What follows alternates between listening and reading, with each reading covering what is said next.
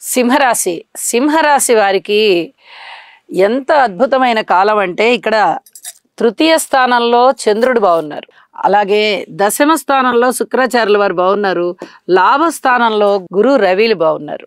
అంటే వెరసి 4 గ్రహాల యొక్క స్థితి చాలా చాలా బాగుంటూ ఉన్న కారణం చేత వీరికి శుభాశుభ మిశ్రమ ఫలితాలు ఎక్కువగా కనిపిస్తున్నాయి. శుభ ఫలితాలు ఎంత చక్కగా 4 గ్రహాలు అలరిస్తూ వీళ్ళకి అభివృద్ధి మార్గంలో ఉన్నాయో, కొంచెం ఇబ్బందికరమైనటువంటి గ్రహస్థితుల ఫలితాలు కూడా అలాగే ఉన్నాయి. కుజకేతువులు ఉన్నారు రాశిలో, సప్తమంలో రాహు ఉన్నారు, అష్టమంలో శని గారు ఉన్నారు.